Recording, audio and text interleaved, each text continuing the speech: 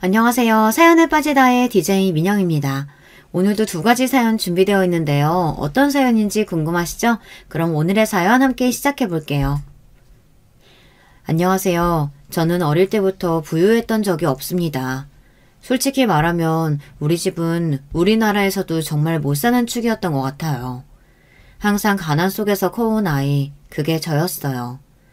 전 그림 그리는 일이 참 좋았어요. 학교 다닐 적에 미술 선생님께 넌 참 그림을 잘 그리는구나 이렇게 종종 칭찬도 받았습니다. 돈이 없어서 비싼 붓이나 유화 물감 같은 것은 꿈도 꾸지 못했지만 연필만 있어도 제가 그리고 싶은 것을 마음껏 그릴 수 있으니 좋았던 것 같아요. 그런데 제가 늘 그리는 것이 있었습니다. 초록 잔디가 널따랗게 있는 마당 있는 집. 그 마당을 둘러싸고 있는 예쁜 꽃덤불과 나무들, 그리고 파란색 커다란 대문, 그 안에 있는 하얀색 2층 집.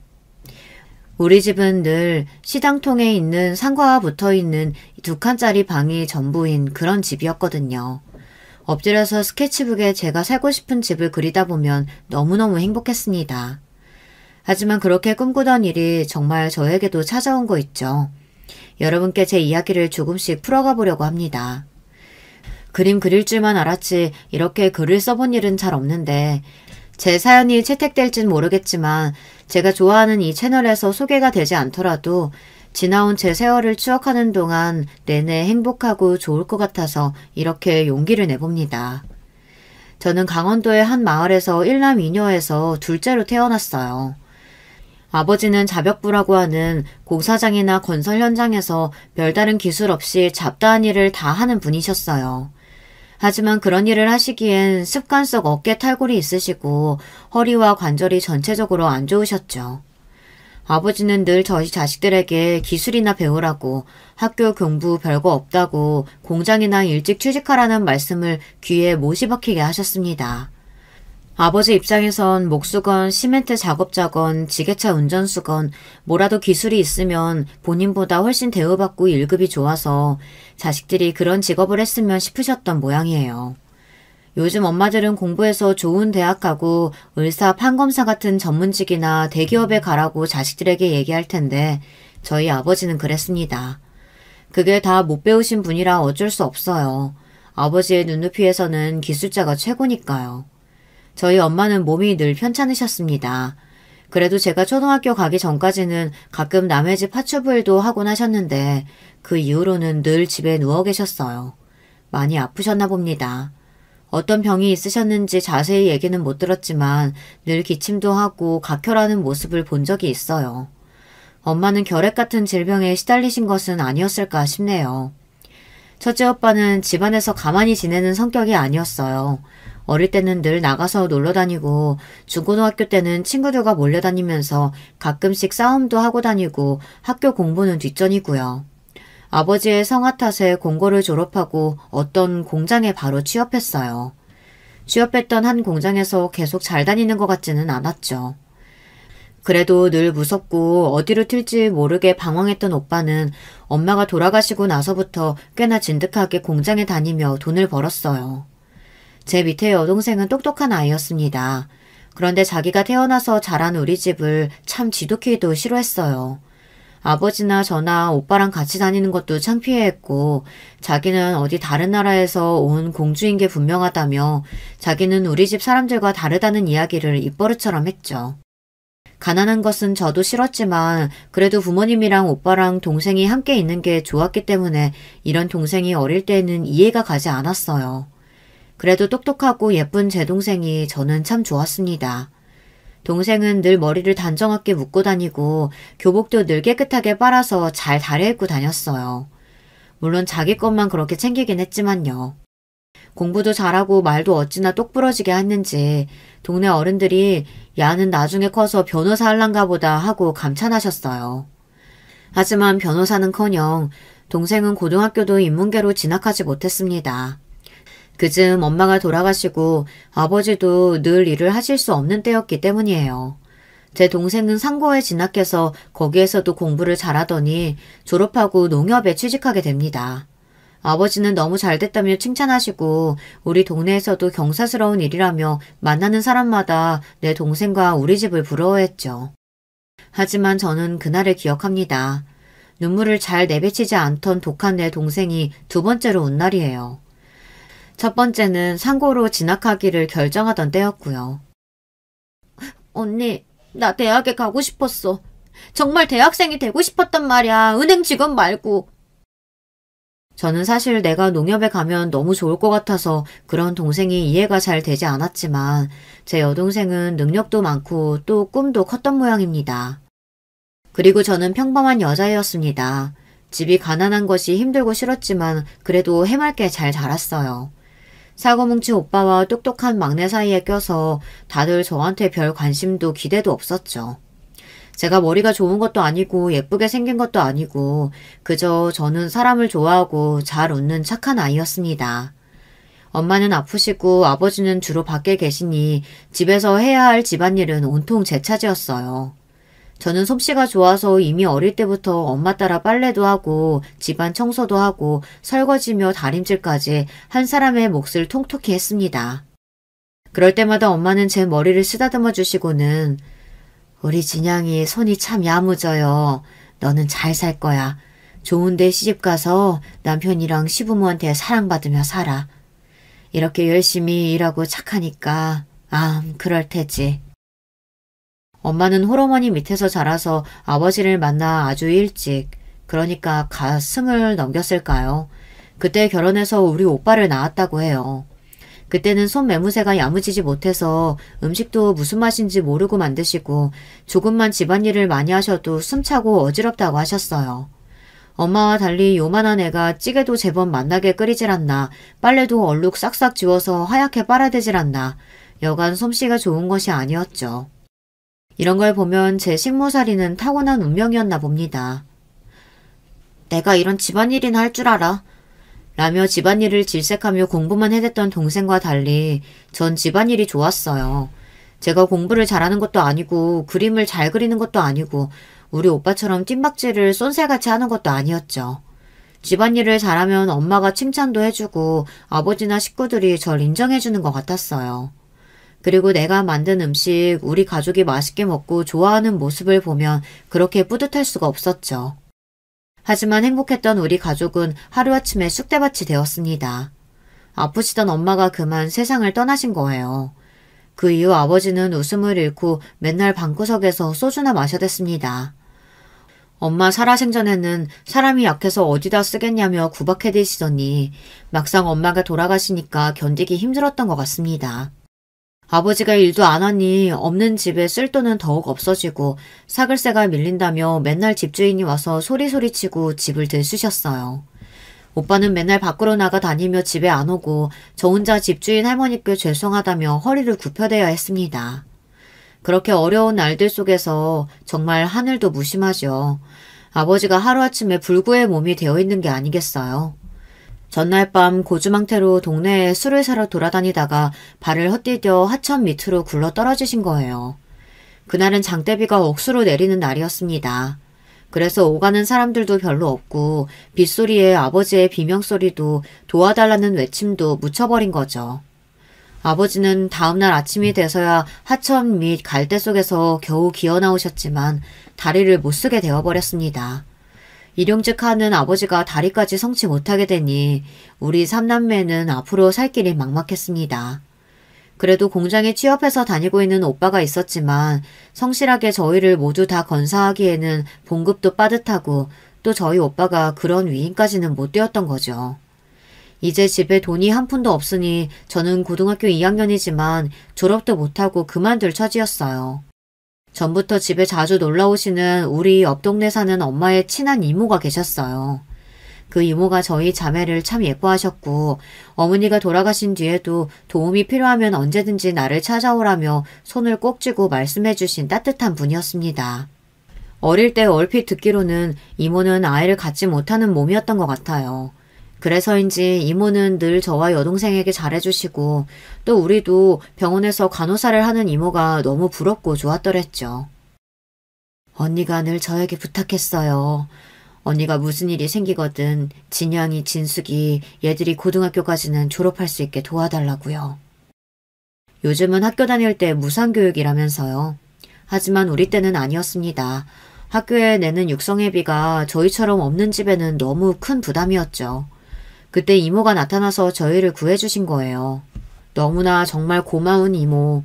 저는 지금까지도 이모를 내 엄마처럼 따르고 지내고 있답니다. 그렇게 이모 덕에 저는 고등학교를 마치고 이모를 따라서 간호조무사를 하고 싶었습니다. 새하얀 병원에서 일하는 간호사는 저에게 늘 선망의 대상이었어요. 또 제가 간호사 일을 하며 돈을 벌면 제 동생 대학교도 보내줄 수 있지 않겠어요.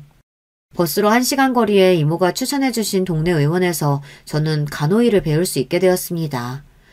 낮에는 병원 간호사 언니 밑에서 병원 청소나 약품 등 정리하는 일 같은 허드렛 일 위주로 하며 일을 익혔고, 야간에는 간호조무사 자격증을 따기 위해 학원을 다녔습니다. 각종 양품이랑 병원 도구 등 외우고 익혀야 할 것이 정말 많았습니다. 사람을 살리는 중요한 일인데 어떻게 허투루 하겠어요. 저는 공장 월급의 반도 안 되는 봉급을 받으며 간호사 언니한테 매일 혼나가면서도 병원에서 일할 수 있다는 사실만으로도 행복했습니다.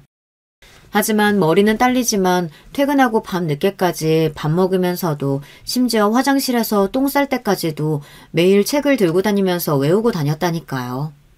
이렇게 열심히 살며 간호사가 되겠다는 꿈에 부풀어 있던 저에게 청천벽력 같은 일이 그만 생기고 맙니다.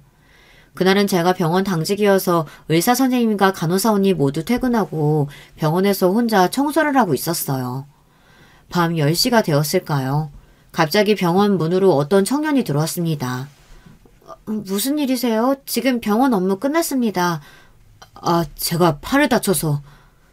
병원 문을 닫았다고 하는데 남자는 병원 안을 두리번거리며 둘러보면서 그냥 쓱 들어오는 것이 아니겠어요. 지금 의사 선생님과 간호사가 모두 퇴근해서 진료를 볼 수가 없어요. 그래요? 그럼 여기 아가씨 혼자란 말이죠? 그때 희번뜩거리는 남자의 눈빛에 저는 온몸에 소름이 쫙 돋았습니다. 그렇게 저는 그 남자에게 병원에서 몹쓸 일을 당하고 말았습니다. 이제 막 20살인 저는 제대로 된 사랑도 해보지 못하고 이렇게 짐승같이 모르는 남자에게 말도 안 되는 일을 당한 전 너무 무섭고 슬픈 마음에 집 밖으로 한 발자국도 나올 수가 없었어요. 이모는 제가 근무하던 병원에서 제가 무단으로 결근한 지 며칠째라는 연락을 받고 집으로 급히 찾아왔습니다. 진양아, 어떻게 된 일이야? 아니, 네 꼴이 왜 이런 거야? 이모, 나 이제 못 살아요. 나 어떡해요? 험한 꼴을 당했던 제 이야기를 듣고 이모는 그 자리에서 벌떡 일어나서 나가셨습니다. 이모는 우리 오빠에게 이 이야기를 했고 둘이 그 못된 놈을 찾아 나섰다고 합니다. 몇 시간 뒤에 저에게 몹쓸 짓을 한 그 놈을 끌고 와 오빠와 이모가 집을 들어왔습니다. 그 놈은 집에 들어오기 전에 이미 우리 오빠에게 이곳저곳 엄청 두들겨 맞은 모양이었어요. 이 새끼야? 이 새끼가 너한테 그런 짓 한 거 맞아? 저는 다시 본 그 남자의 얼굴도 제대로 볼 수 없어 눈길만 흘끌거리며 겨우 고개를 끄덕였습니다. 오빠는 다시 그놈의 배를 주먹으로 퍽퍽 2대를 쳤습니다. 그놈은 으억하며 아픔을 참지 못하고 방바닥에 주저앉았습니다. 내 딸 어쩔 거야? 어떻게 책임질 거냐고? 요즘 분들은 믿기지 않으시겠지만 옛날에 여자가 그런 일을 당하면 경찰에 가서 신고하는 일은 흔하지 않았어요. 소문이 나버리면 이미 몸을 내어준 여자는 그 동네에서 살 수도 없을 뿐더러 할 수 있는 방법은 그 남자에게 시집가는 것뿐이었습니다. 그놈은 사실 병원에서 일하는 제가 좋았더라며 자기가 데리고 살겠다고 그 자리에서 약속했습니다. 그렇게 저는 번개불에 콩 구워 먹듯 결혼식이 뭔가요. 그저 다음날부터 그 남자의 집에 들어가서 살게 되었습니다. 20살에 제 꿈도 접고 연애도 못 돼본 채 이렇게 팔려오듯 그 남자에게 시집온 저는 매일 답답한 마음에 눈물을 흘렸습니다. 그러던 얼마 뒤 이모는 원양 금침 이불 한 채를 해서 집에 찾아오셨어요. 진양아, 내가 너 간호사 되고 좋은 남자 소개시켜주고 시집 보내주려고 했는데 미안하다. 내가 그 병원 소개만 시켜주지 않았어도 네 그런 꼴 안 당했을 텐데. 이모가 네 시집 갈 때 꼭 이 원양금침 해주고 싶었어. 이모는 계속 저를 끌어안고 불쌍한 것 그렇게 저를 위로해 주셨습니다. 전 그런 이모 덕에 죽고만 싶었던 마음을 접고 잘 살아봐야겠다고 마음을 먹었죠. 저를 덮쳤던 그 남자, 아니 이제 제 남편은요. 근처 공장에서 오가다가 병원에서 있는 저를 보고 참 예뻐서 마음속에 품고 있다가 술김에 그랬다며 저에게 사과했습니다. 그리고 이렇게 된 마당에 같이 잘 살아보자며 자기가 행복하게 해주겠다며 큰 소리를 뻥뻥 쳤습니다. 하지만 어이없게도 남편이 했던 약속은 조금도 지켜지지 않았습니다. 모진 제 인생에서 남편 복을 바라는 것은 무리였던 걸까요? 남편은 퇴근하고 돌아오서는 자기 없는 사이에 제가 다른 남전네랑 살을 붙대고 된 거 아니냐며 의심을 하는 거예요. 탤런트 유지인처럼 예쁜 것도 아닌 제가 무슨 재주로 매일 다른 남정들을 만난다고 말입니까? 정말 저를 힘들게 하는 것은 밤마다 잠자리를 그것도 몇 번이나 하게 만든다는 겁니다. 저는 남편에게 당한 그 첫 경험으로 잠자리가 너무 무섭고 싫었습니다. 몸에 벌레가 기어다니는 느낌이었어요. 이제는 지나가는 남자들만 봐도 가슴이 쿵쾅거려 빠른 걸음으로 지나가는 신세가 되었죠. 저는 집이 감옥과 같았고 남편이 무섭기만 했습니다. 도무지 정이 붙지를 않았어요. 그날도 퇴근하고 돌아온 남편은 또 저를 손찌검해가며 외출은 했는지 다른 논팽이랑 뭘 한 거냐며 되도 않는 소리를 짓거리며 저를 덮치더니 2번이나 그 짓을 하고는 골아떨어져 자고 있었습니다.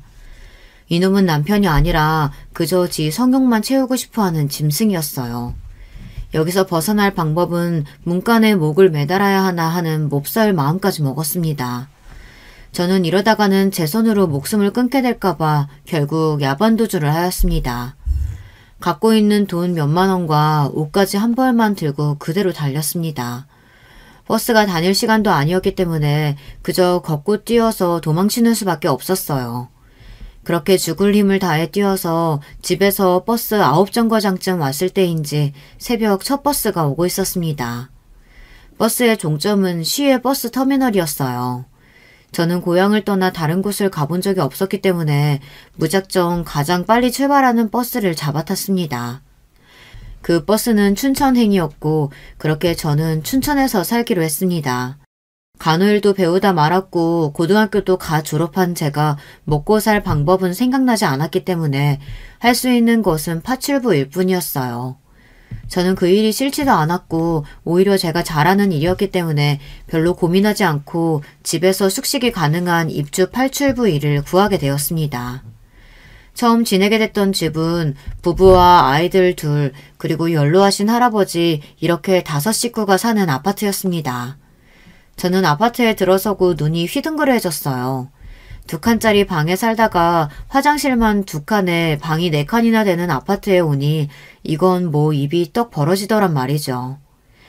부엌 식탁에서 밥을 먹고 거실 소파에 앉아있는 제가 드라마에서 보던 그 아파트에 들어온 것만 같았습니다. 너무 크고 깨끗한 아파트에 오니 저는 잔뜩 주눅이 들어 집안에서 까치발로 조심스럽게 걷게 되는 거 있죠. 다행히 주인 아주머니는 좋은 분 같아 보였어요. 이제 막 학생티 벗은 어린애 같은데 어쩌다가 남의 집 일을 하게 됐노. 우리 부부가 여기 옆에 해물탕 가게를 해서 바빠요. 진영씨가 우리 애들 밥도 좀 챙겨주고 누워 계신 할아버지도 챙겨드리고 잘할 수 있지? 전 사실 잘 곳도 없는 신세였기 때문에 이렇게 좋은 집에 머물 수 있는 것만으로도 감사했는데 주인 아주머니가 무섭지 않고 좋으니 살 것만 같았어요. 어릴 적부터 5 식구 살림을 도맡아 하던 저였어요. 아저씨 아줌마는 거의 가게 일로 집에서는 잠만 주무시고 국민학생인 형제 아이들은 학교 다녀와서 밥 차려주고 빨래해주면 그러면 됐습니다. 청소하고 빨래하고 그런 집안일을 생각보다 잘 해내는지 아주머니가 가끔 퇴근할 때 해물탕이랑 부침개 같은 것을 싸오시곤 저를 먹으라고 주셨어요. 우리 집 애기들은 잘 먹지도 않는다며 잘 먹고 살림도 잘하는 제가 이쁘다고 해주셨습니다. 저는 우리 돌아가신 엄마랑 고향에 있는 이모 생각에 눈물이 났어요. 이제 엄마는 못 보지만 이모는 볼 수 있는데 제가 이렇게 떠나오고 저를 얼마나 찾고 그리워하실지 그리움에 밤에는 울곤 했지만 그래도 저를 잘 대해주시는 주인 댁과 내 평생 처음 보는 좋은 아파트에서 사니까 나름대로 살만했어요. 저도 이렇게 월급을 열심히 모으다 보면 언젠가는 작은 아파트를 가질 수 있겠죠. 그리고 제 동생을 데려와서 같이 살 수 있을 거라는 희망을 갖게 되었습니다. 그러던 어느 날 저는 생각지도 못한 더러운 꼴을 당하게 됩니다. 집에 누워 계시던 할아버지가 화근이었어요. 풍이 와서 거동이 불편하신 할아버지를 저는 잘 보살펴드렸어요. 누워 계신 분이라 욕창이 올까봐 하루에 몇 번씩 몸을 수건으로 닦아드리곤 했죠. 그날도 점심을 잡숫고 나서 물수건을 갖고 할아버지 팔을 닦아드리고 있는데 할아버지가 갑자기 저를 껴안으시는 겁니다.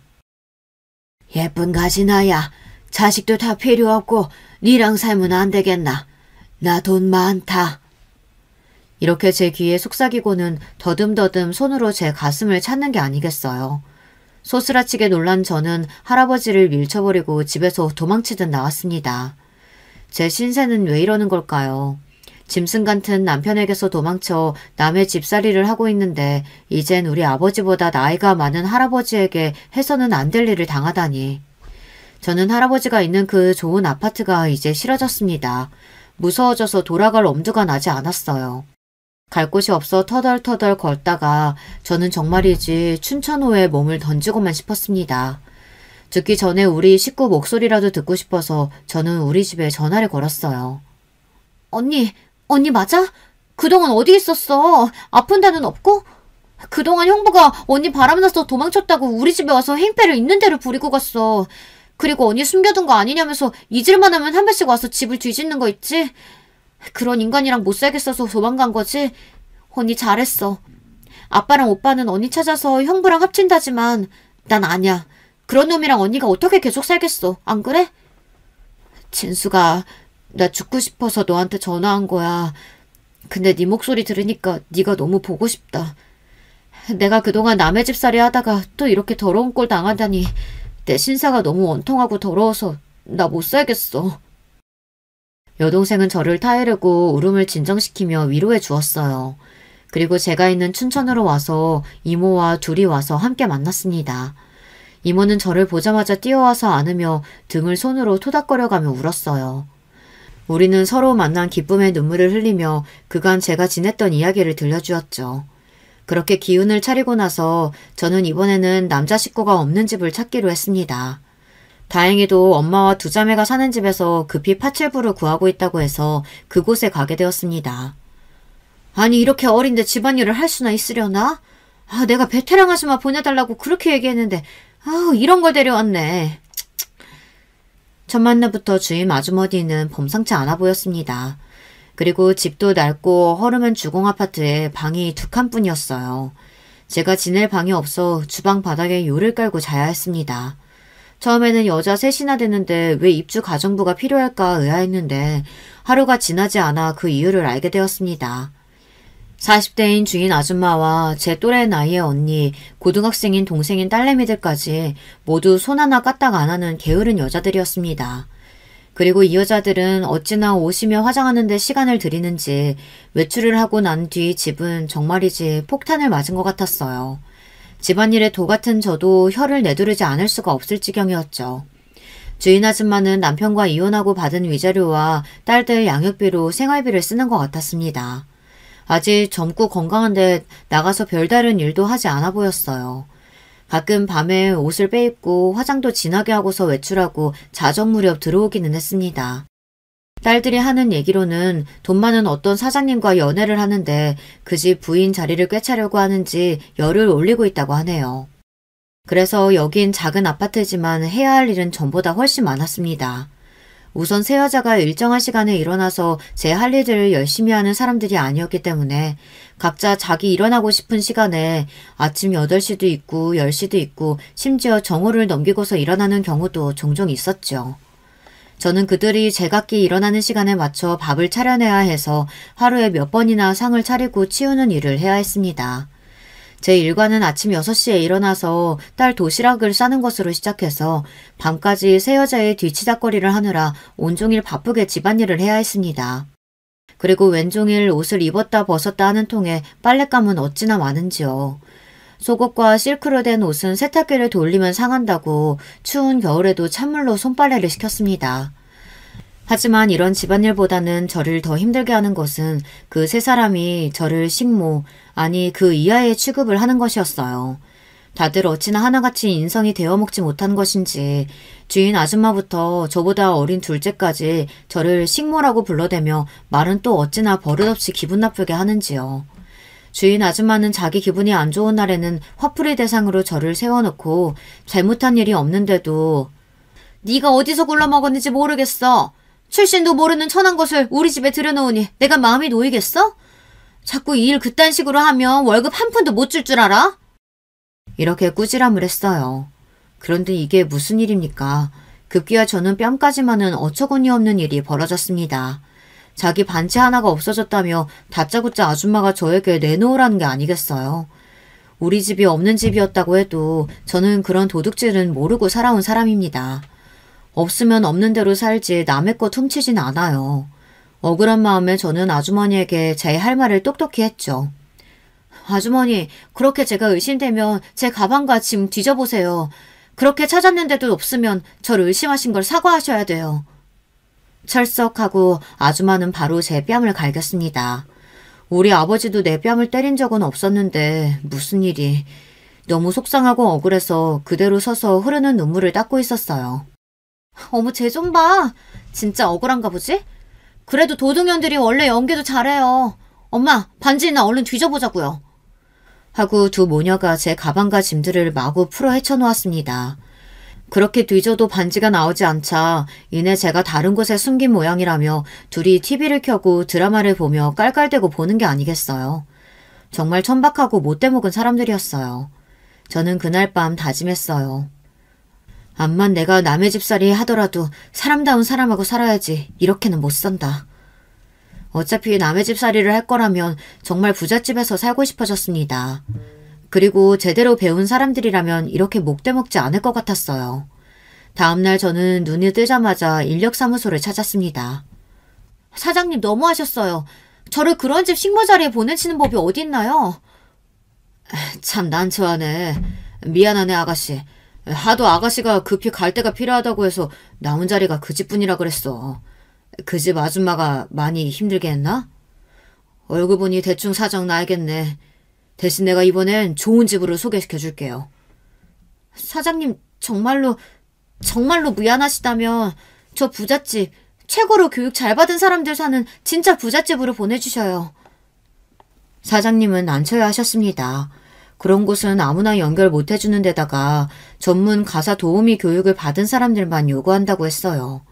저도 아직 젊고 또 그 교육을 받을 테니 좋은 자리가 생기면 제일 먼저 저를 소개시켜주기로 약속을 받아냈습니다. 그 길로 저는 그 막대먹은 집에 들어가서 짐을 싸서 나오면서 처음으로 속 시원하게 퍼붓고 나왔습니다. 저 오늘부터 이 집 일 안 해요.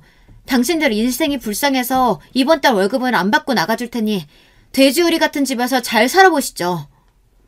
제 말에 열이 받은 주인집 아줌마는 눈을 휘번뜩거리며 제 머리채를 잡으려고 했죠. 하지만 힘이 세도 제가 더 세지 않겠어요. 아줌마를 있는 힘껏 밀쳐버리고 제 옷을 탁탁 털고 웃으면서 그 집을 나섰습니다. 인력소 사장님은 종로구에 있는 하우스메이드 학원에서 실습교육을 받아야 한다고 했습니다.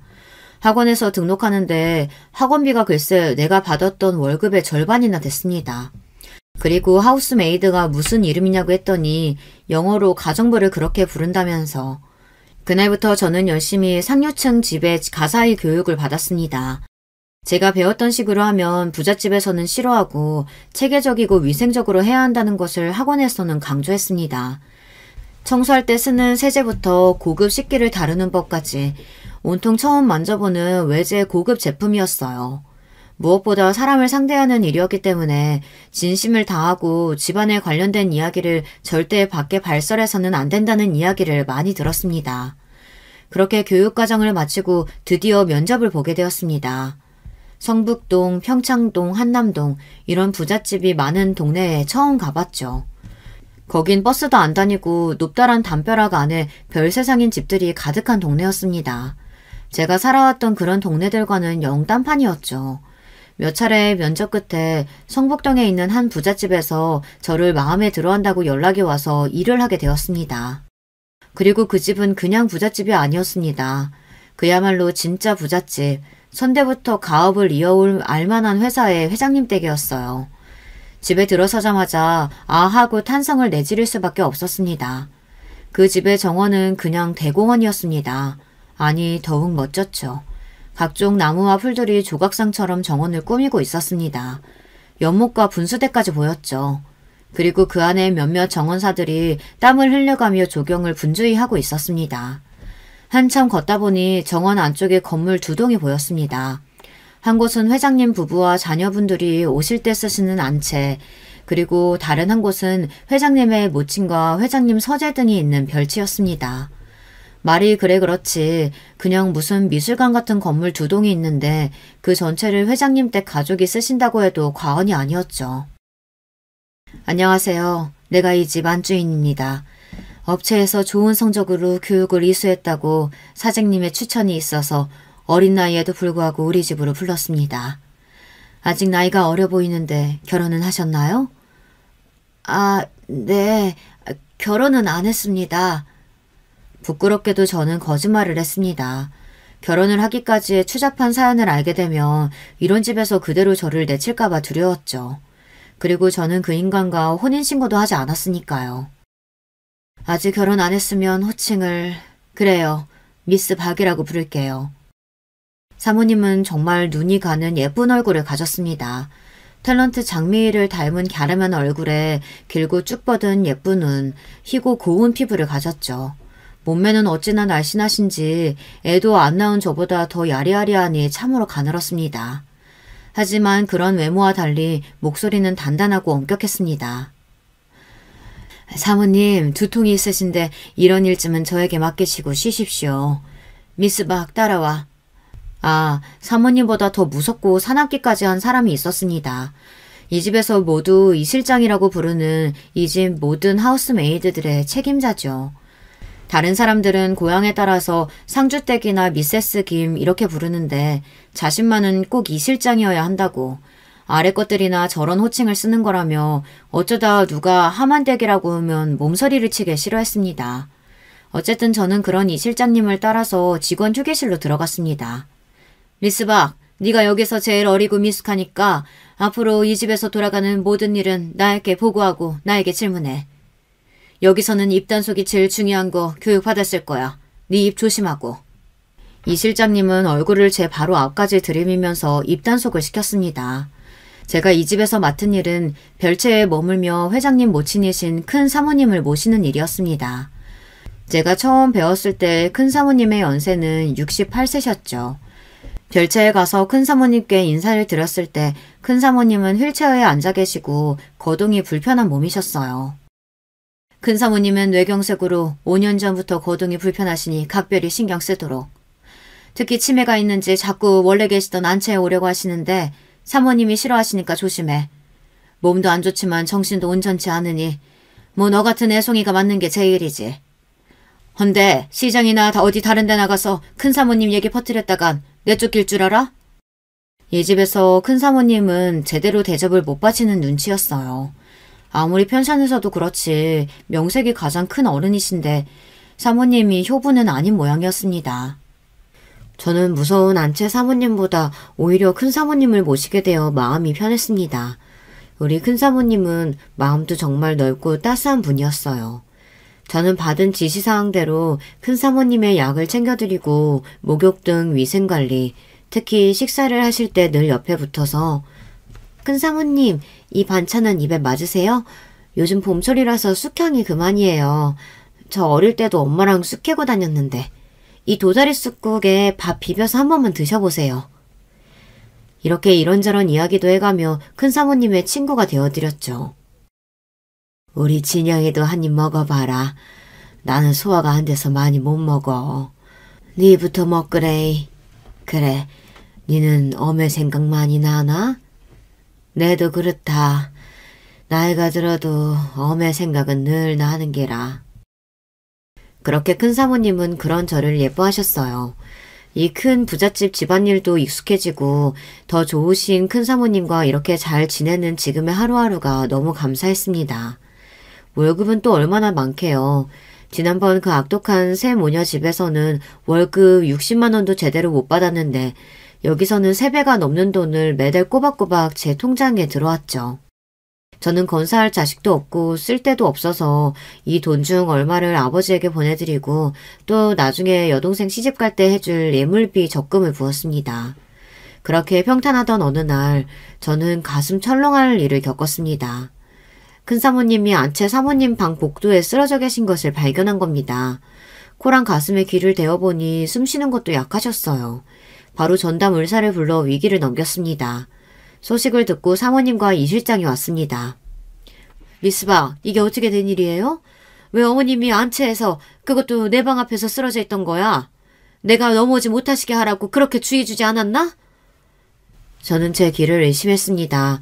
시어머님이 쓰러지신 게 걱정이 된 게 아니라 안채 자기 방으로 오신 것이 더 그녀에게는 놀랄 일이었나 봅니다. 사모님, 아무래도 큰 사모님이 예전에 쓰시던 방이라 자꾸 착각해서 한동안 안 그러시더니 또 제가 미스박 단단히 혼내겠습니다.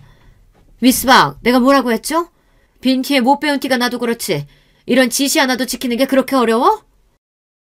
이 실장님, 사모님, 제가 그건 잘못했어요. 하지만 지금 중요한 건 큰 사모님이 쓰러지신 거 아닌가요? 어떻게 해야 큰 사모님 건강을 회복할지. 이런 건방진년?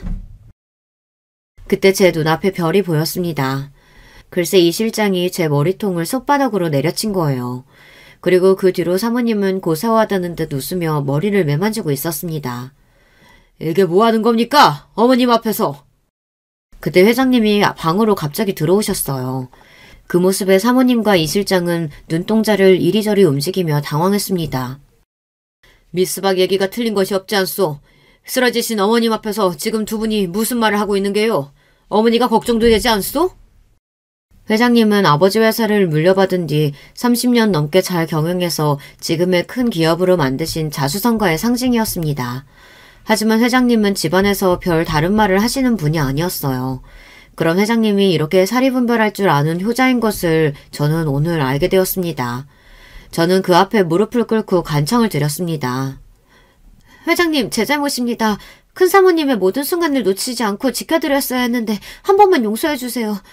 그리고 송구하지만 제 청이 하나 있습니다.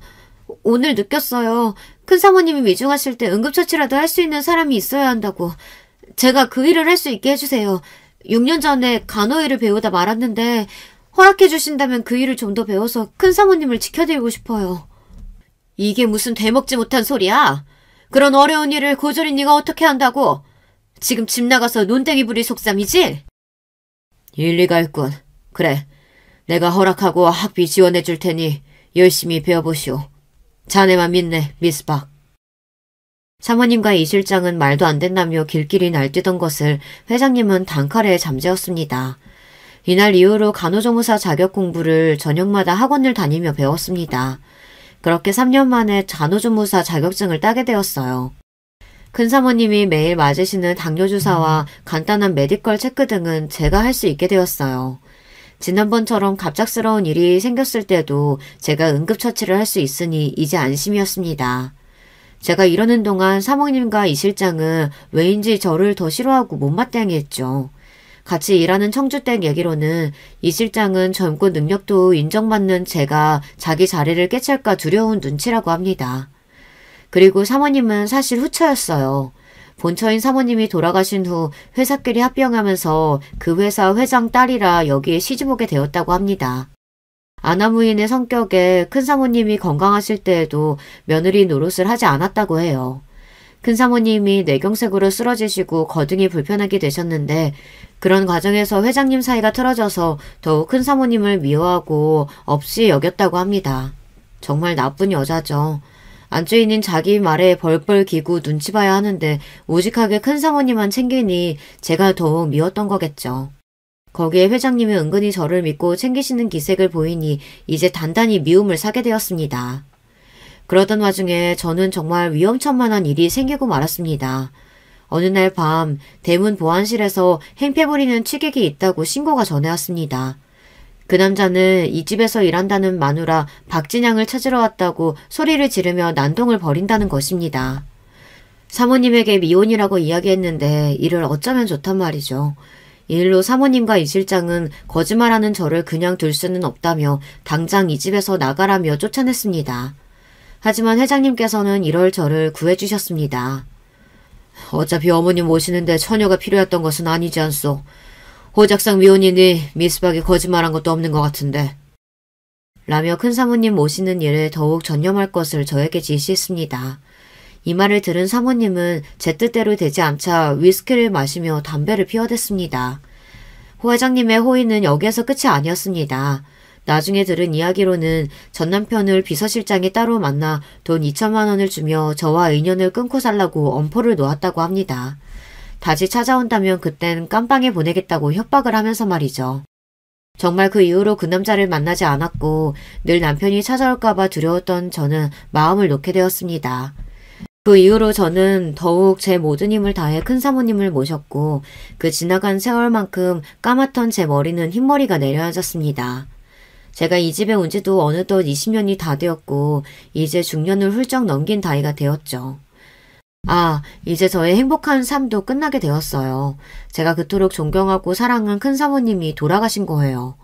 그러고 보니 큰 사모님이 가시기 전날 밤에 당신 이부자리를 살펴드리던 저에게 조용히 말씀하셨죠.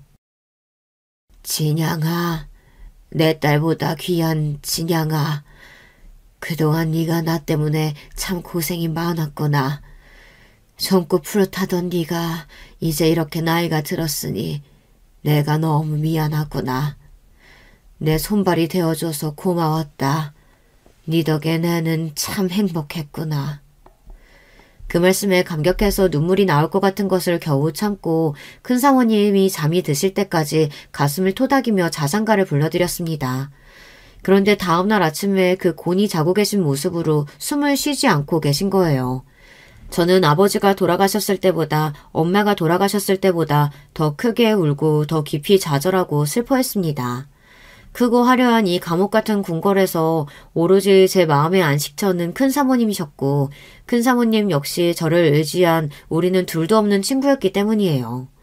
큰 사모님의 장례식을 치르는 동안에도 저는 온 힘을 다해 편안히 모시고자 했습니다.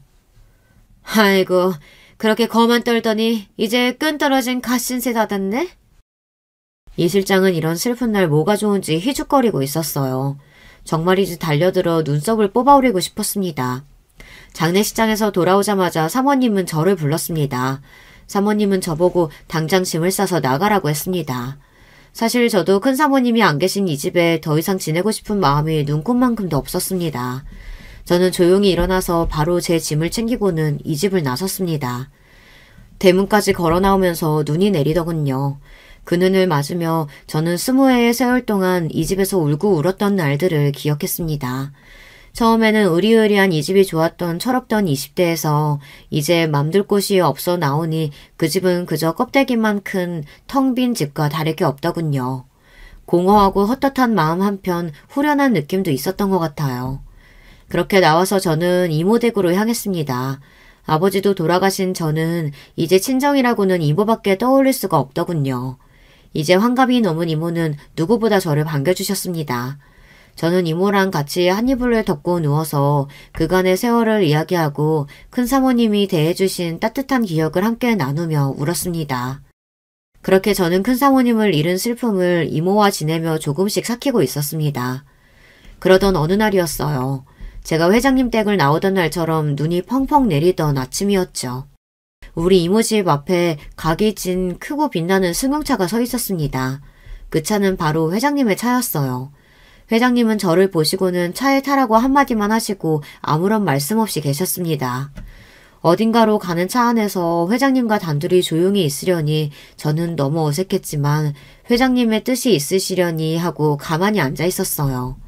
차는 경기도 양평의 한 호숫가에 보이는 시골 마을에 멈춰 섰습니다.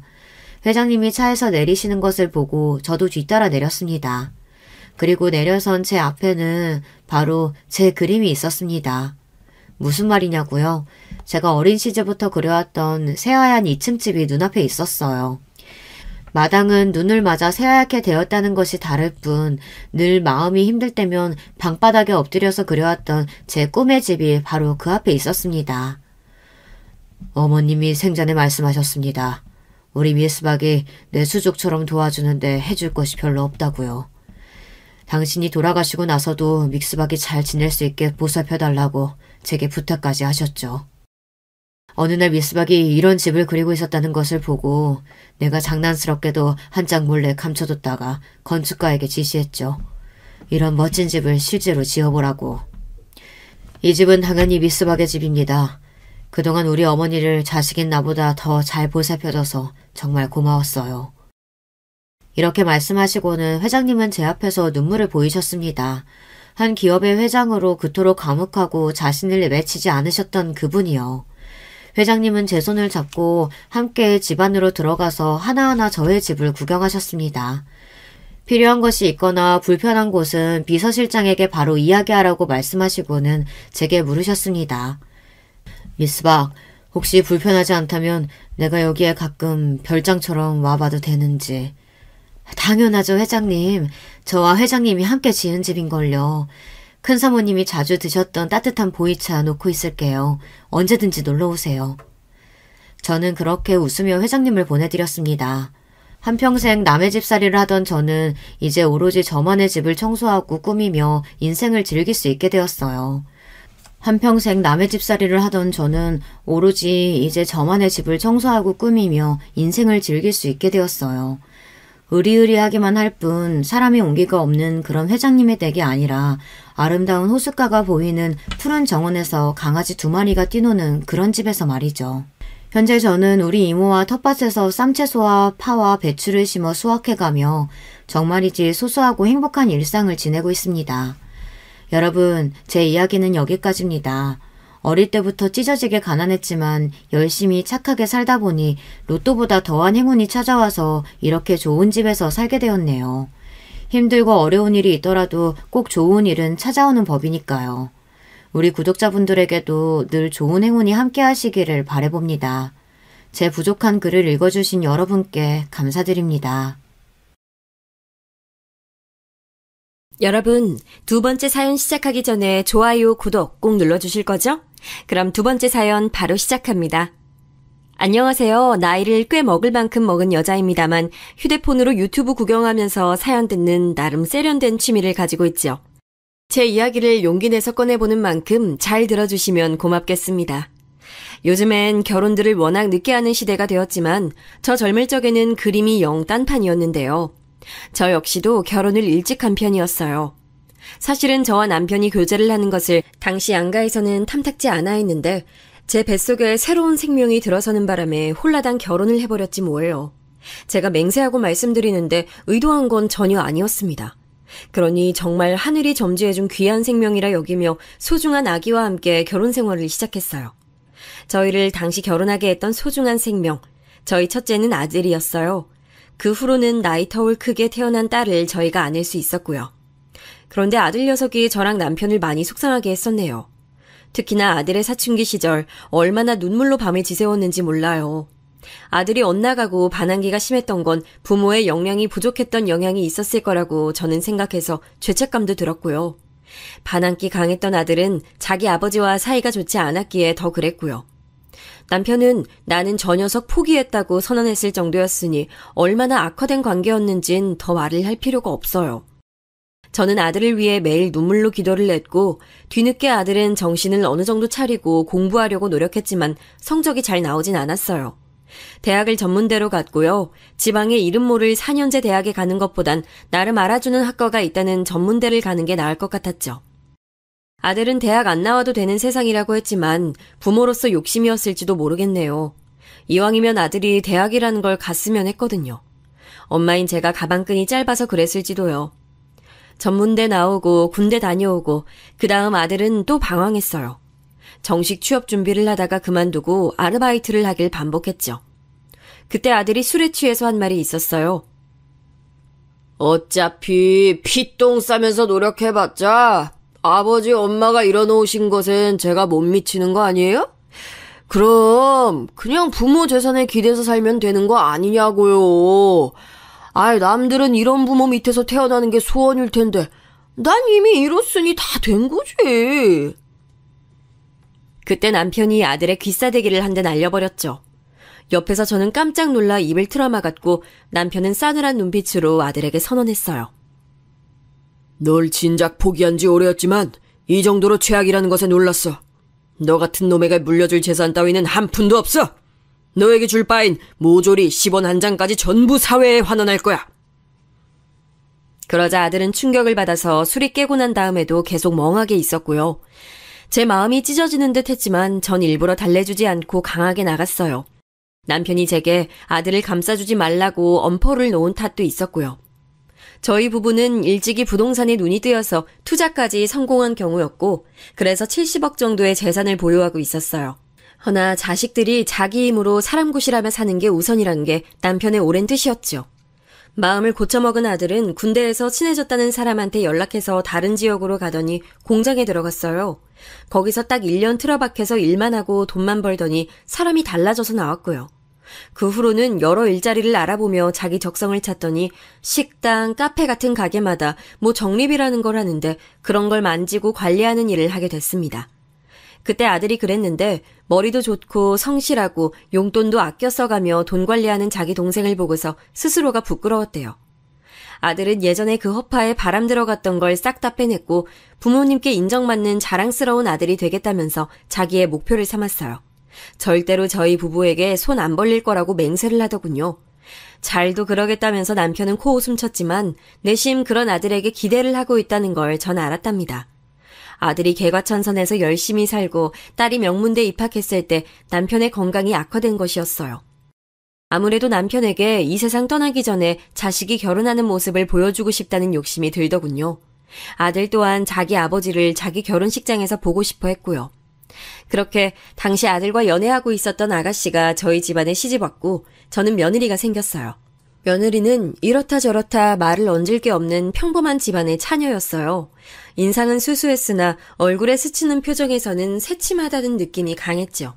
아들이 자기 아버지의 병환으로 힘들어하고 있을 때 그 곁을 지켜준 사람이었기에 전 두말할 것 없이 며느리를 고마운 마음으로 포용했어요. 우리 집안의 식구로 와줘서 정말 고마워. 우리 아들 곁을 지금까지 그랬던 것처럼 앞으로도 든든하게 지켜주겠니? 정말 네가 얼마나 고마운 존재로 느껴지는지 몰라.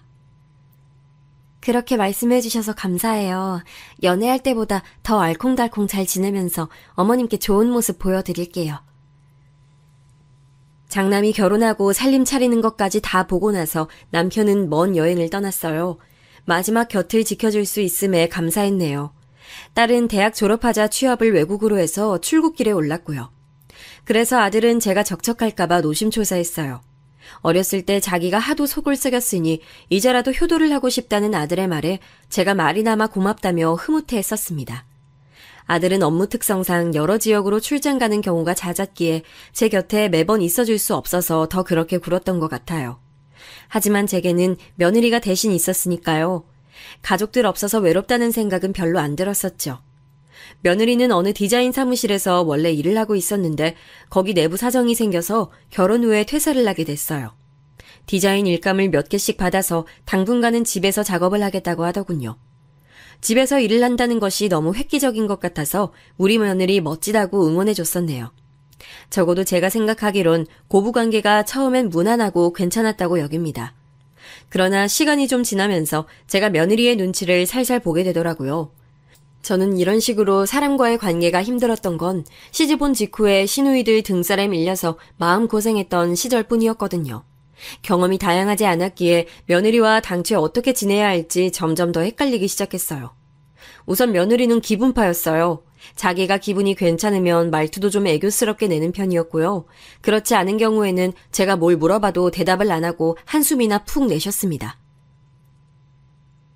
어머님, 다음 주에 날씨가 어떻겠냐고요? 그걸 왜 저한테 물어보세요? 난 그냥 네가 날씨를 미리 알고 있지는 않을까 싶어서 물어봤어. 그러면 안 되는 거였니? 제가 기상청이에요? 날씨 안내해주는 기상캐스터라도 돼요? 저도 찾아봐야 아는 건데 그럼 한마디로 저에게 찾아내라고 명령하시는 거나 다름없지 않아요? 제 생각엔 어머님이 직접 찾으셔도 되는 부분 같은데요. 갑자기 돌변해서 그렇게 나오니까 저는 가슴 부근이 막 울렁거렸죠. 얘가 왜 이러나 싶고 아들한테 물어보면 며느리가 다혈질은 아니라고 하던데 그럼 제 앞에서만 이렇듯 가끔 돌변하는 것인가 싶어서 더 심란했고 하여간 며느리 때문에 제가 일상에서 고민이 많았습니다. 그런데 저도 딸이 있잖아요. 나중에 제 딸도 시집을 가고 누군가의 며느리가 될 텐데 그때를 생각하면 제가 우선은 최선을 다해 며느리에게 잘해줘야지 싶었어요. 제가 며느리에게 잘할수록 며느리도 제 아들에게 잘할 거라는 생각도 있었고요. 시집살이 당해본 사람이 바로 저였기 때문에 며느리에겐 그런 부담을 안 주고 싶었네요. 하지만 네 마음이 내 마음 같을 순 없는 법이라는 표현이 아주 딱 맞는 상황이 벌어지고 말았어요. 며느리가 작업이라는 걸 끝내고 먹을 걸 사들고 제 집에 왔을 때였죠. 아들이 며느리에게 돈 적게 벌어도 되고 다 상관없으니까 우리 엄마 심심하지 않게 잘 좀 챙겨드려라 라고 당부에 당부를 거듭했었거든요. 그래서인지 며느리는 저랑 종종 시간을 같이 보냈어요. 그런데 성격이 워낙 돌발적이라고 해야 하나 가끔 툭 튀어오를 때가 있어서 제가 매사에 눈치를 살피며 상대했던 것이고요. 그날도 그런 일상 중이었는데 텔레비전에서 오랜만에 나오는 옛날 가수가 있길래 제가 반가운 마음에 외치고 말았죠. 야, 저 양반은 어쩜 늙지도 않으시네. 아유, 나이는 대체 어디로 먹었을까. 저 사람이 나 국민학교 다닐 적에도 이미 스타였어, 스타. 아, 어머님 시대에는 국민학교였고 나중에 초등학교로 명칭이 바뀐 거였죠? 국민학교라는 단어를 잊고 있었는데 지금 떠올랐네요. 제가 초등학교 입학한 직후에는 문방구에서 파는 공책 앞면에 국민학교라고 적혀있는 것들 많았어요. 미리 인쇄해둔 것들이었나 봐요. 지금 생각하니 추억이네요.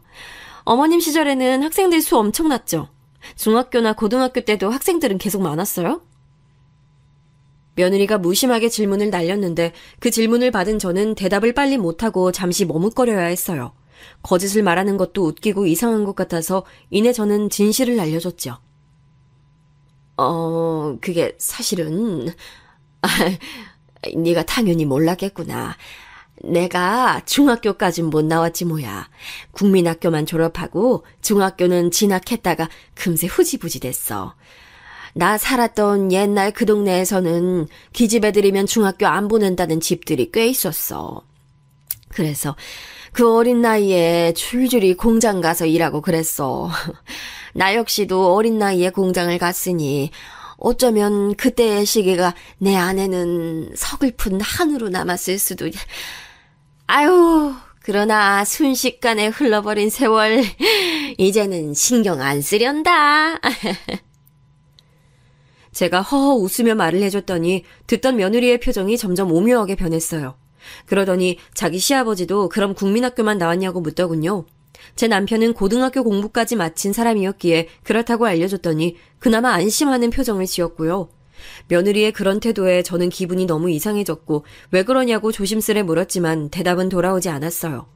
마치 제 말이 안 들린다는 듯이 텔레비전만 보면서 멋대로 리모컨을 가져가서 채널을 돌리기까지 하더군요. 제가 보던 프로그램이 있었는데 무시하고선 말이죠. 바로 이때부터 며느리의 고삐가 풀렸던 것 같아요. 틈만 나면 저를 무시하는 투로 말을 톡 쏘아댔어요.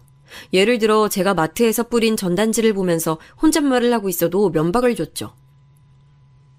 이게 도통 뭔지 모르겠네.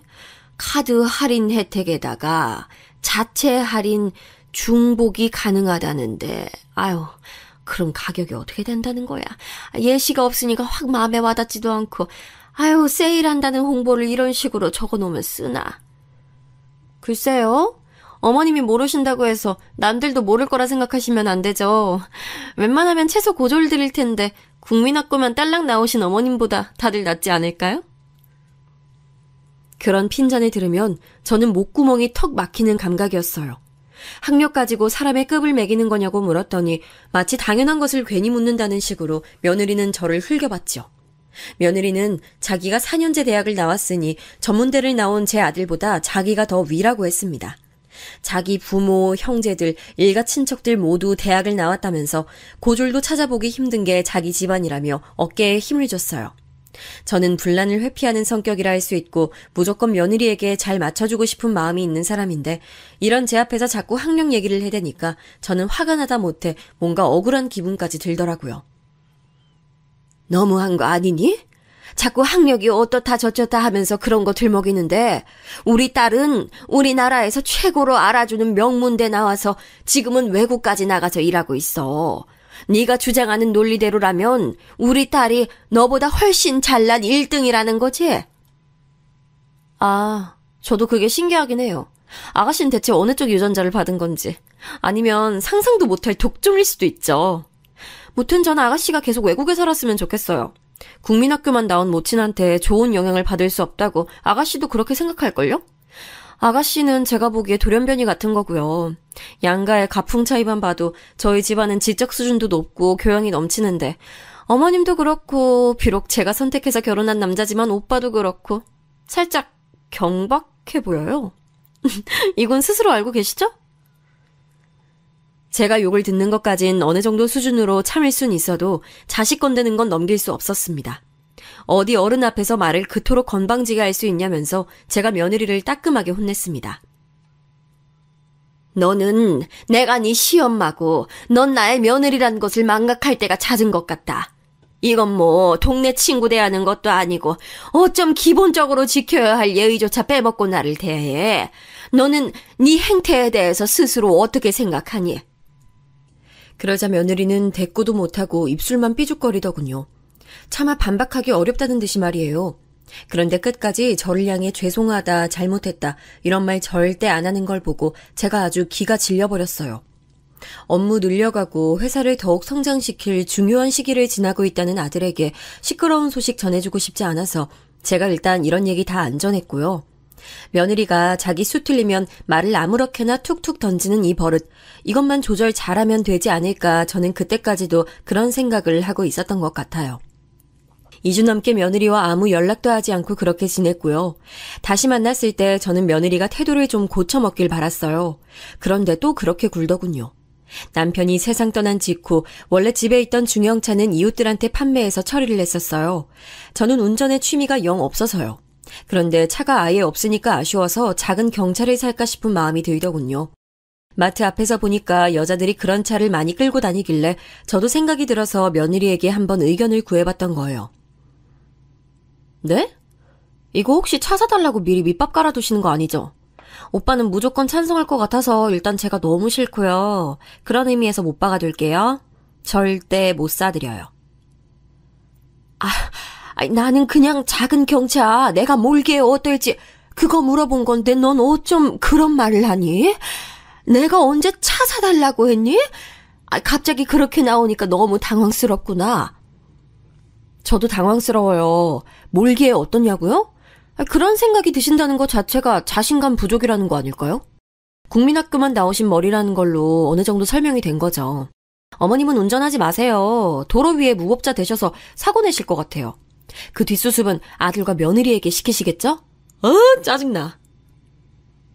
그때 제 얼굴이 아마 빨개졌던 것 같아요. 왜냐면 목부터 그 위까지 엄청 뜨거워진 것을 느꼈거든요. 제게 그런 막말을 내뱉은 며느리는 더 상대하기도 싫다는 듯 휙 돌아서 버려서 제가 차마 짚고 넘어갈 기회조차 잡을 수가 없었고요.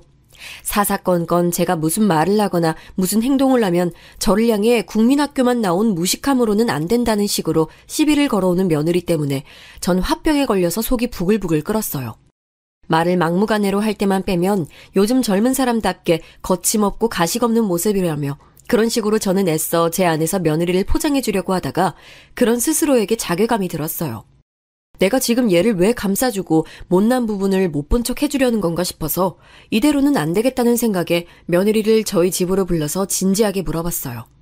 만약에 오해가 있다면 풀고 싶다는 마음이었죠.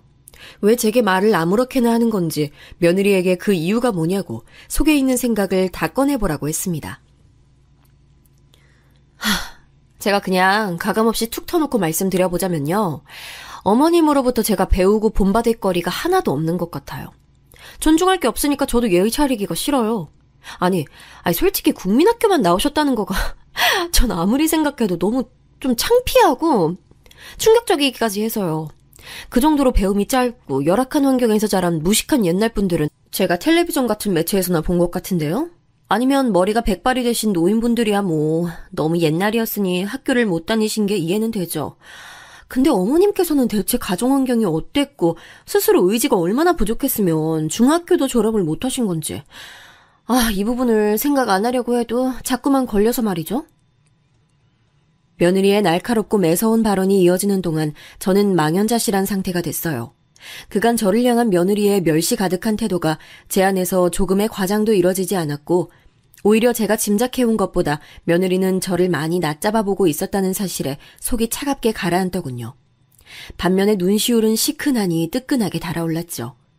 이 현상을 말로 표현해보자면 서러움 혹은 분노였을 것 같네요. 그럼 너는 내가 의지라는 것이 부족해서 중학교를 못 마쳤다고 생각하는 거니? 넌 어쩌면 그렇게 네가 살아보지도 않은 시대 속에 네가 처해보지도 않은 내 상황을 그렇게 쉽게 판단하고 평가 내릴 수가 있는 거야? 중학교 졸업장만은 따고 싶다고 가족들한테 강력히 주장하시면 되는 거였잖아요. 어떻게 해서든지 공부를 더 하시면 되는 거 아니었어요? 제 짐작으로는 그 정도 공부쯤은 더 하실 수 있었을 것 같은데요. 학교 더 다니고 싶다고 가족들한테 말씀은 해보셨고요? 아니 나는 그렇게 할 생각을 아예 못했지. 왜냐면 나는 내가 의뢰 공장에 가야 하는 줄로 알았기 때문이야. 그때는 주변도 다 그랬기 때문에 어쩔 수가 없었어. 이거 보세요. 내가 이럴 줄 알았어. 역시 타고나길 생각이 짧으신 거였네요. 어머님, 이런 게 바로 유전이라고 하는 거예요. 다른 걸 유전이라 하는 게 아니라 저만 봐도 딱 다르잖아요. 저희 집안은 유전적인 특성상 다들 지적인 면모를 지니고 있고요. 학업에 대한 욕구나 열망도 기본적으로 타고났다고 볼 수 있어요. 일가 친척 전부 다 통틀어서 대학 못 나온 경우를 찾아보기가 힘들고요.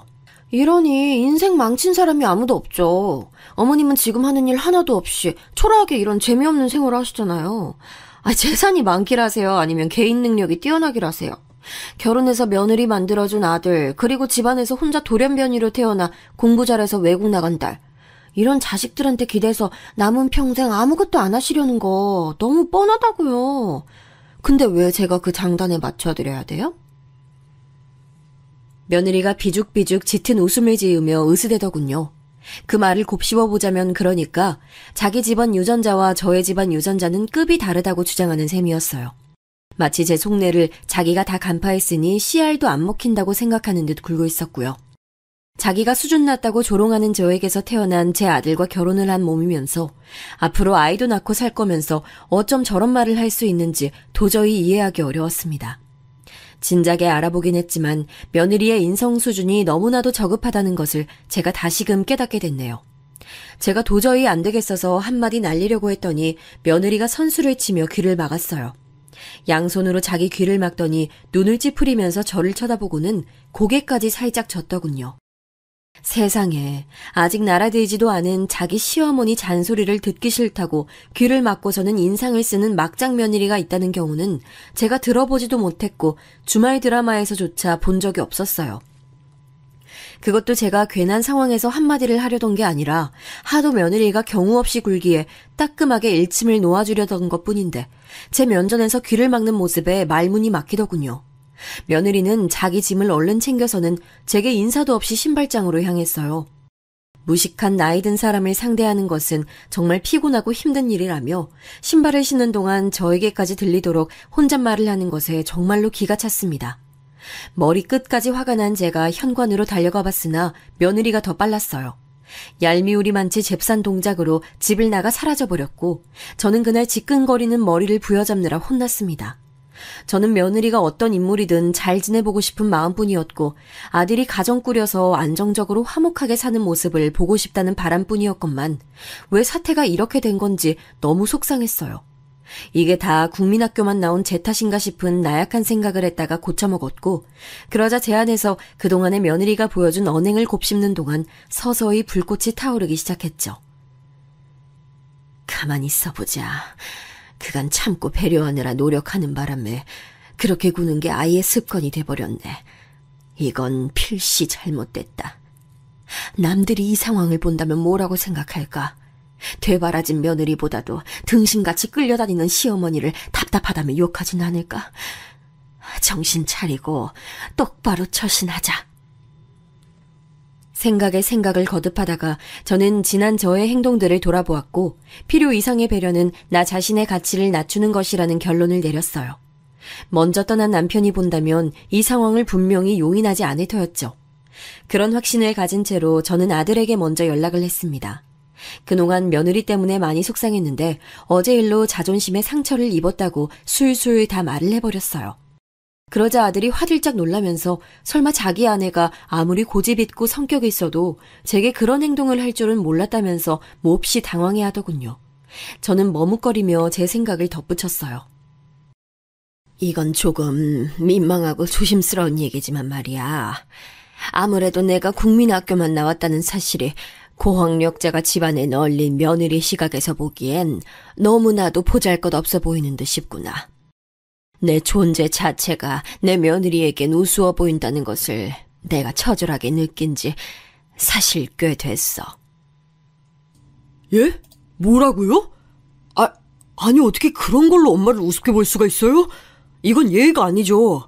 그걸 떠나서 절대 해서는 안 되는 행동이죠. 제가 단단히 이 문제에 대해서 따지고 일러줄게요. 나이가 들어서 담이 작아져 그런 건지 아니면 제 천성이 그런 것인지 아들이 제 고민을 다 듣고 격하게 반응을 해온 것에 기쁘고 고맙기도 했지만 이걸로 부부싸움이 크게 벌어지기라도 할까봐 괜히 겁이 났던 것 같아요. 못돼 먹은 며느리 같은 사람이 제 아들의 아내라는 게 싫으면서도 제 아들이 저 때문에 혹시 결혼 생활을 망쳐서 이혼 딱지라도 붙으면 어쩌나 싶었던 것이죠. 그걸로 나중에 아들에게서 원망을 들을까봐 걱정되었던 것이 사실은 가장 궁극적인 이유였고요. 아무튼 그로부터 이틀 뒤 아들은 부부끼리 대화로 잘 해결했다고 저에게 결과를 전해왔어요. 앞으로 제가 마음 쓸 일은 결코 없을 거라고 하면서 며느리도 속으로 저에게 죄송한 마음을 가지고 있었다길래 저는 그런 줄로만 알았죠. 이제 며느리가 자기 태도를 반성하고 앞으로는 안 그렇게 굴 줄로 믿었고요.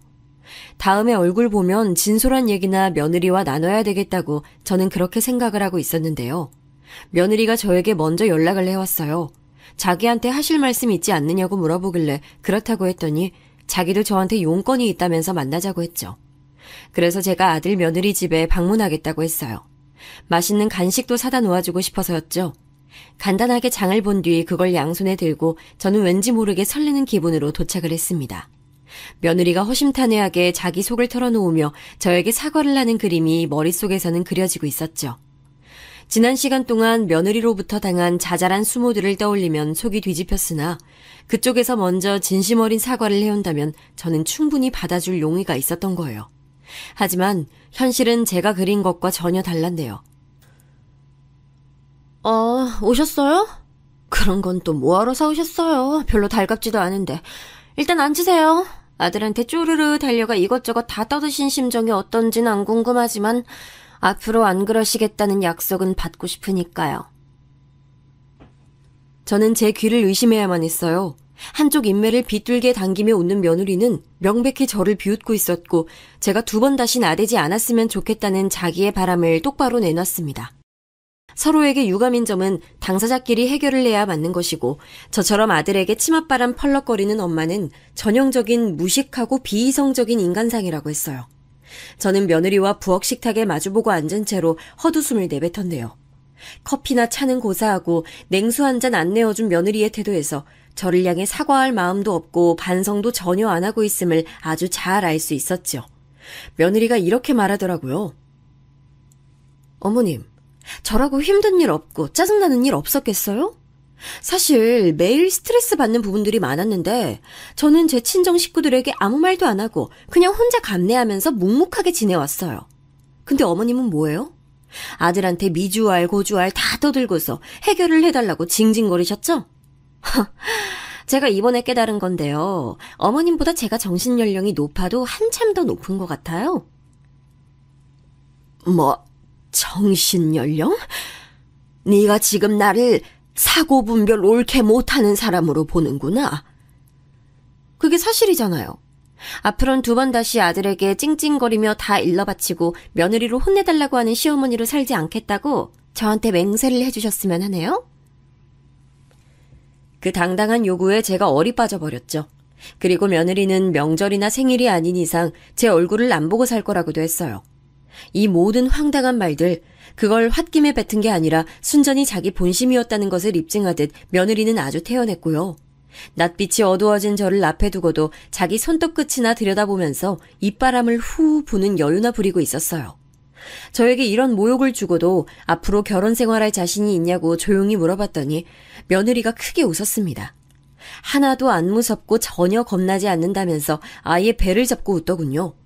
아둔한 저를 닮아서 어딘가 약삭 바르지 못한 제 아들을 자기가 열심히 조종하면서 잘 살아보겠다는 며느리의 말까지 듣고서는 저 역시도 웃어버렸네요. 일부러 그런 게 아니라 정말로 제 안에 깊숙한 곳으로부터 웃음이 막 튀어나왔어요.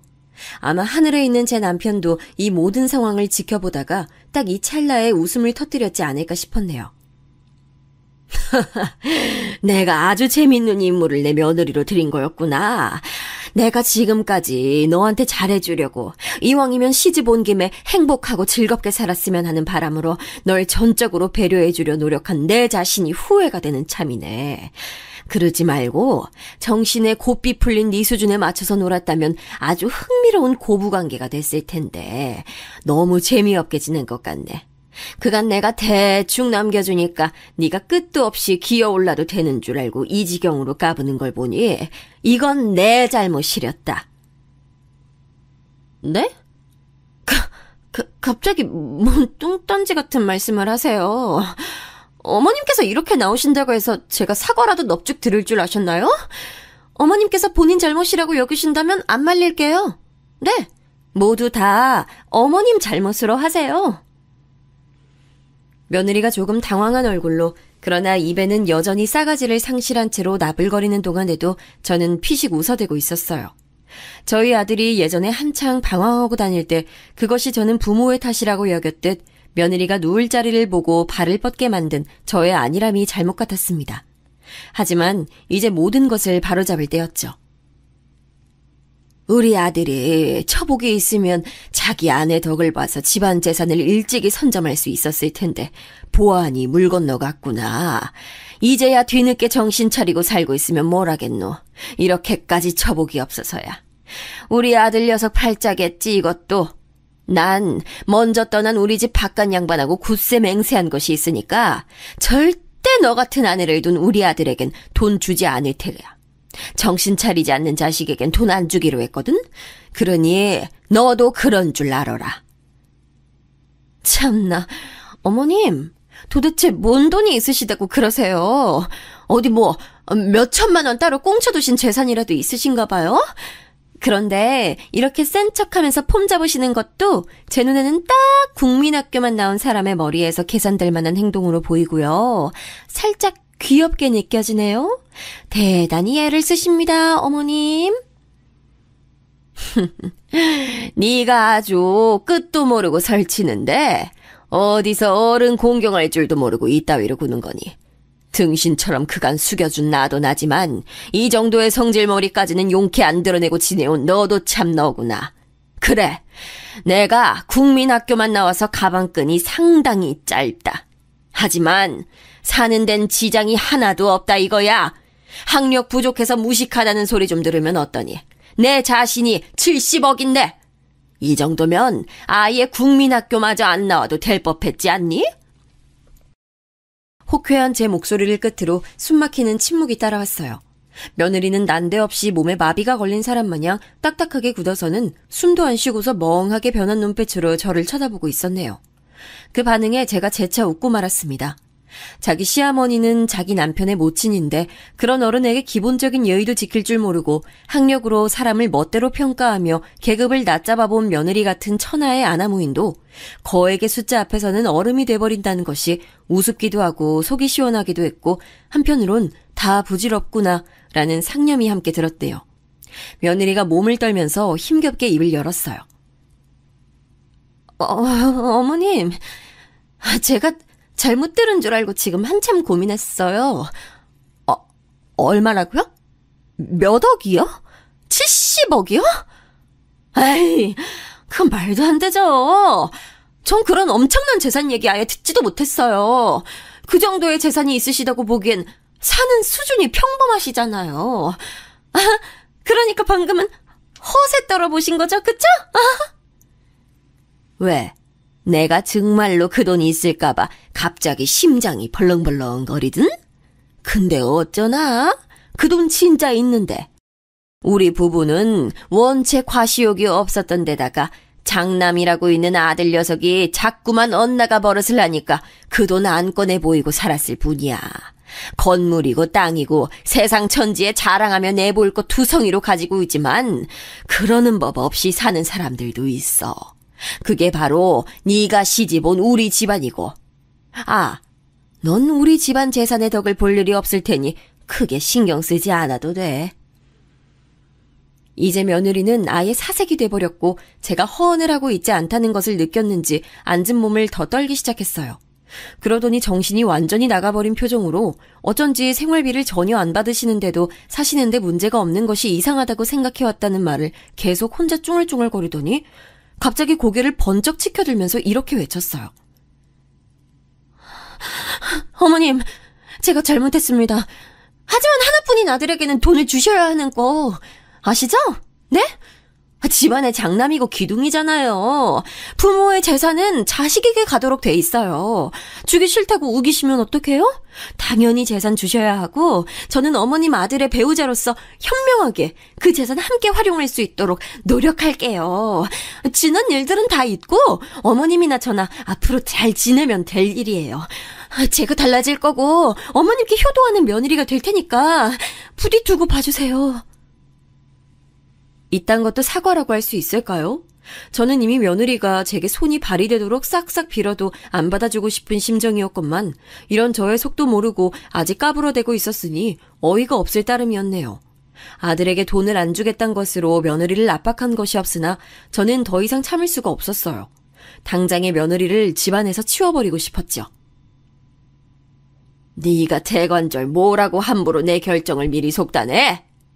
너의 밑바닥을 이미 내가 다 봐버렸는데 받아들여줄 이유가 내게 있을까?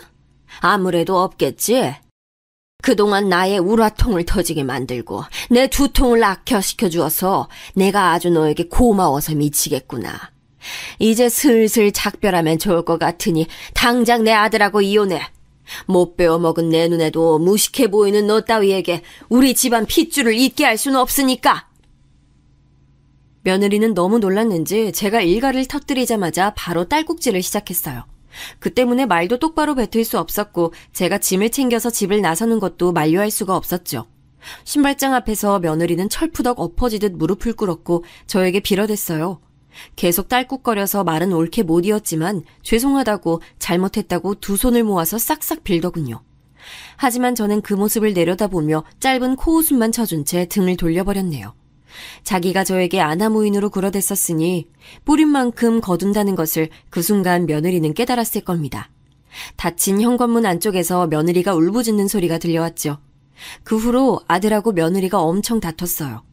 여태까지 며느리가 그런 그릇된 행동만을 해왔건만 제 아들하고 다툴 명목이 뭐가 있었냐고요?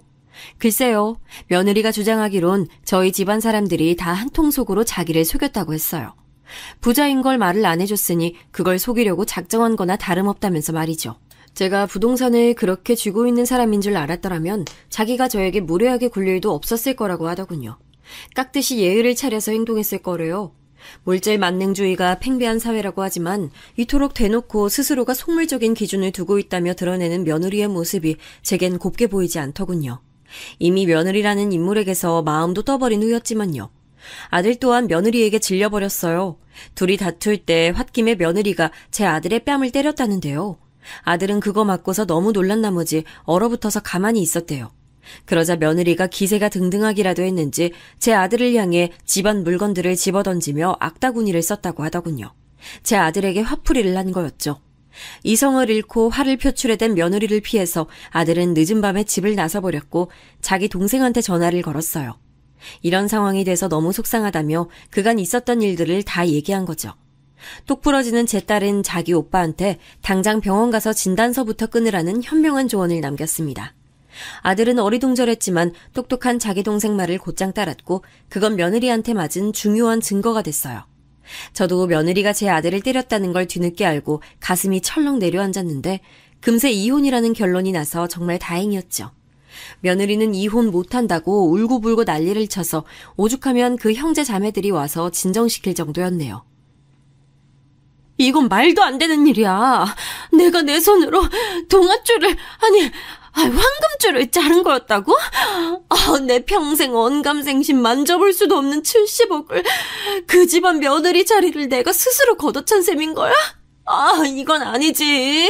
세상에 이런 법이 어딨어. 이럴 순 없는 거야. 나 배울 만큼 배운 사람이고 우리 집안 다 똑똑한 사람들만 있어. 내가 이렇게 당할 것 같아? 원체 기고만장했던 며느리였으니 이런 일련의 상황들을 겪으며 정신적 타격을 받지 않을 수가 없었나 봐요. 완전히 횡설수설해대면서 계속 정신을 못 차렸고 그 모습에 깜짝 놀라신 사부인께서 당장 이혼하는 게 수순 같다고 말씀을 해주셨던 거예요. 참고로 사부인께서 저랑 제 아들에게 70억이 대체 무슨 이야기냐고 물어보셨을 때 저희 모자는 고개를 가로저었답니다. 그러자 당신의 딸이 시어머니한테 막말하며 대들고 남편을 때려서 병원 진단서까지 끊게 만들고 잘 쳐줘봐야 중산층으로 보이는 시댁이 부동산 부자라는 망상에까지 시달리는 상태라고 여기신 사부인께서는 이대로 소송을 당하더라도 이혼만은 안 해줄 거라는 며느리를 단호하게 처단하신 거예요. 강제로 이혼 도장 찍게 만드신 거였죠. 며느리는 미치고 팔짝 뛸 노릇이었으나 별다른 도리가 없었어요. 어른 앞에서 감정 다스리지 못하고 마구잡이로 굴던 그 작은 내면의 그릇이 결국 스스로를 구원해주지 못한 셈이었네요. 그렇게 자기 집안 식구들이 전부 고학력자라서 저희 집안과는 아예 비교가 안 된다는 등 자기가 저보다 모든 면에서 몇 수 위라는 등 그렇게 떠들어댔던 며느리였는데 퇴장은 아주 초라했네요. 그 후로 저는 아들과 오붓하게 진솔한 대화를 몇 번 나눴어요. 아들이 그러는데 며느리는 학창시절부터 학업에 대한 압박을 심하게 받아온 사람 같다고 하더라고요. 그런 과거를 가지고 있다 보니까 성격적으로 살짝 뒤틀린 듯 싶다는 아들의 말에 저도 동의했네요. 이유 없는 현상은 없다고 하니까 말이죠. 자기가 결혼을 잘못해서 사람 보는 눈이 없어서 이 사달을 내버렸다며 아들이 눈물을 글썽였는데 그 모습을 보며 저야말로 너무나도 미안해서 눈물이 났습니다. 아들이 스스로를 못났다고 여길 때마다 저는 아니야, 진짜로 못난 건 바로 나란다 이렇게 속으로 생각해 왔었죠. 그래서 저는 이참에 그런 걸 그만두고 싶어서 그냥 아들의 손을 꼭 잡아줬어요. 아들과 저 둘 다 자존감 부족한 모습은 이제 다 날려버리고 앞으로 보다 더 당당하게 살아보자는 다짐이었네요. 그 후로 딸은 외국살이를 그만두고 귀국이라는 선택을 해서 저를 안심시켜줬고요. 그러더니 어느 날에 새 가족 오붓하게 또 화목하게 지내던 와중에 며느리를 마주칠 일이 있었어요. 카페에 들어가서 딸과 팔짱을 낀 채로 주문한 음료를 기다리고 있었는데 눈앞에 딱 며느리가 등장한 거예요. 서로 눈이 마주치고서는 흠칫했죠. 그런데 며느리가 먼저 말을 걸어왔어요. 안녕하셨어요? 그 당시에는 제가 너무 경황이 없어서 창피한 모습을 보였는데 지금은 정신 차렸어요. 맑게 정신이 돌아온 뒤에 제가 얼마나 바보 같았는지 실감이 나더라고요. 생각해보니까 가족들이 말을 맞춰서 건물 어떤 거 있고 땅 어떤 거 있고 이런 식으로 거짓말을 충분히 할 수 있는 거였는데 제가 당시에 진위 여부도 제대로 파악하지 못했었더라고요. 그러니까 며느리의 요지는 저와 아들이 70억이 있다고 거짓말을 했을 가능성을 염두에 두고 있다는 것이었죠. 제 옆에서 딸이 너무 웃겼는지 푸흡 소리와 함께 웃음을 터뜨렸고 그러자 며느리가 눈을 째리더군요. 저희가 주문한 음료가 나왔다는 소리에 딸은 연신 웃음을 흘리며 그쪽으로 걸음을 옮겼어요. 저는 괜찮다는 표시로 딸에게 이미 눈짓을 해준 뒤였고요. 이제 둘이 되자 며느리는 삐딱하게 고개를 한껏 기울인 채로 저를 위아래로 훑어봤습니다.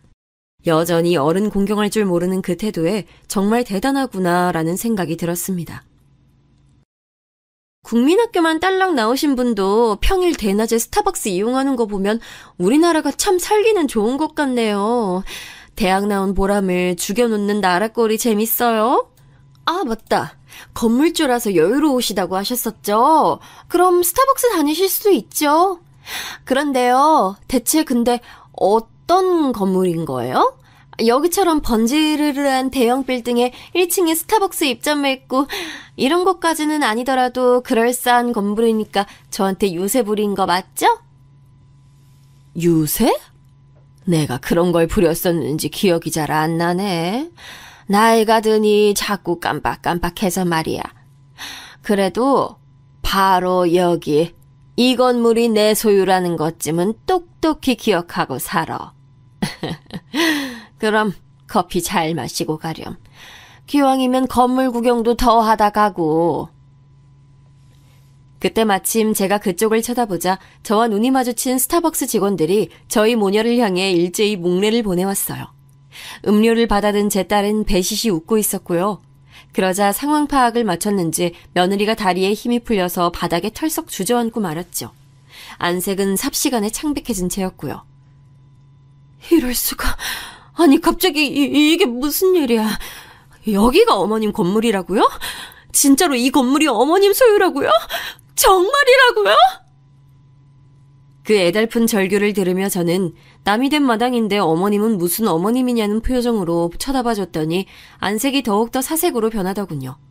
며느리, 아니 그 아가씨는 고개를 연신 흔들면서 이건 말도 안 된다며 중얼거렸고 저랑 딸은 그대로 내버려둔 채 가벼운 발걸음으로 매장을 빠져나갔어요.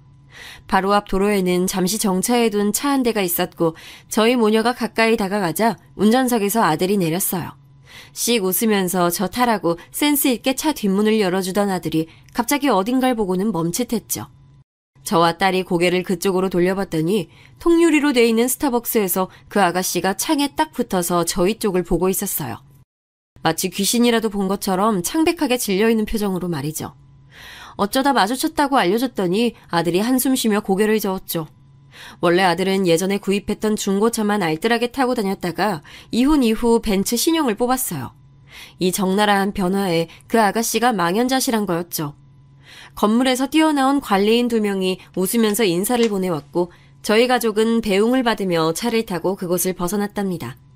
끝까지 마음에서 우러나오는 예의나 반성을 보여주지 못한 그런 인물이 저희 집안에 더 이상 존재하지 않는다는 사실을 저는 새삼 다행으로 여기며 가슴을 쓸어내렸네요.